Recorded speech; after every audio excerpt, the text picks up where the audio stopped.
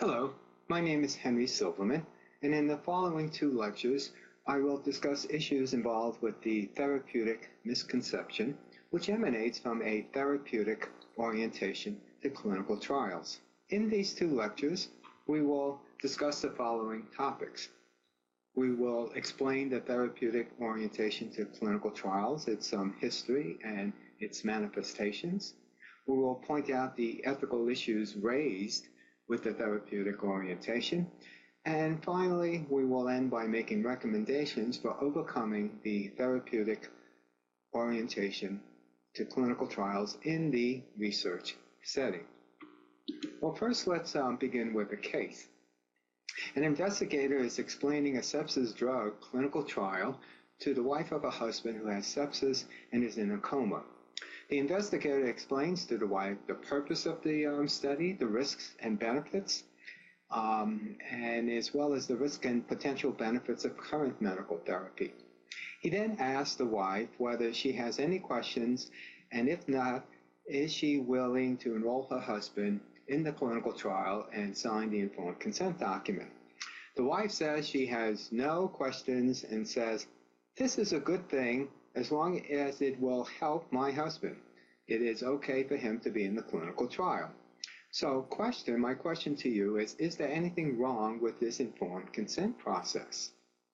Essentially, the therapeutic misconception entails that patients or family members are misconceiving research as medical care.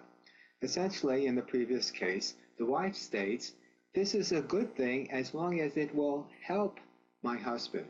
She is under the impression that the experimental drug will help her husband. So essentially, as coined by Applebaum and his colleagues in 1982, they defined the therapeutic misconception as when research with entirely therapeutic orientations believe that the procedures of clinical trials are all designed solely to help them.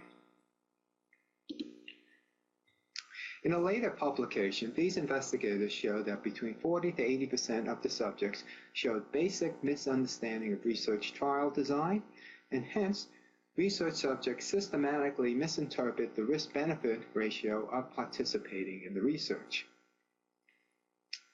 They later stated that research subjects tend to hold beliefs that enrolling in the research trial will, with certainty, provide direct therapeutic benefits, despite what appears to be an adequate informed consent process. They later further defined the therapeutic misconception as when a research subject fails to appreciate the distinction between the imperatives of clinical research and of ordinary treatment, and therefore inaccurately attributes the therapeutic intent to research procedures. The National Bioethics Advisory Committee in 2001 had this definition of the therapeutic misconception: the belief that the purpose of a clinical trial is to benefit the individual patient rather than to gather data for the purpose of contributing to scientific knowledge.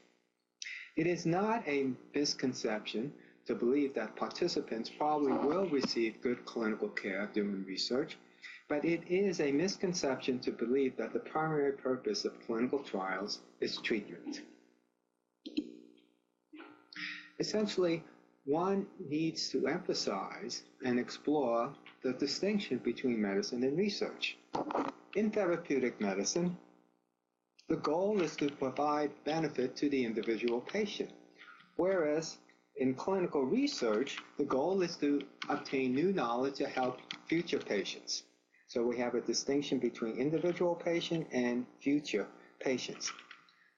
Therapeutic medicine is guided by the ethical principles of beneficence and non-maleficence, whereas in clinical research, the ethical principles entails autonomy, non-maleficence, and a utilitarian balancing of risk and benefits.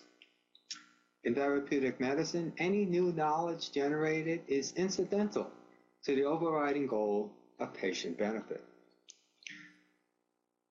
In contrast, in clinical research, therapeutic benefit to the individual is secondary to the overriding goal of obtaining new knowledge to help future patients. To further explore the ethical distinction between clinical trials and medical care, I would like to go over the concepts articulated by Miller and Rosenstein in their New England Journal of Medicine article from 2003. They describe that randomized clinical trials, RCTs, differ from medical care in their purpose, methods, and the justification of the risks. Regarding purpose, randomized clinical trials aims to produce generalizable knowledge about treatment efficacy by controlled experimentation in groups of patients. In contrast, medical care provides individualized care for particular patients. In regards to methods, in randomized clinical trials, we have randomization, blinding, placebo controls. There are protocols to restrict treatment flexibilities, and there are additional research procedures to measure study outcomes. In contrast, in clinical care or medical care, all of the methods employed to answer scientific questions are foreign to standard medical care. What about the justification of risk? There are risks both in randomized clinical trials and in medical care. In randomized clinical trials, there are procedures that we do that have potential for medical benefit. But there are also procedures done just only for scientific purposes that have no potential for direct benefit to patients. These procedures, and more importantly, the risk of these procedures, are justified only by the value of scientific knowledge to be gained. In contrast, in medical care, risk of any diagnostic procedures or treatments are justified by the potential medical benefits to patients. This slide summarizes the distinction between research and medical care. Again, to summarize, regarding purpose, in medical care, the purpose is to enhance individual care, whereas in research, the purpose is to advance medical knowledge for society. Regarding methods, in medical care, we do any clinical necessary procedures, whereas in research, we have all these procedures that are foreign to clinical care: randomization, blinding, restricted doses, and tests to measure study outcomes. And in terms of justification of risks, in medical care, risks are justified by the benefits to patients, whereas the risks in research are justified by the anticipated knowledge to be gained.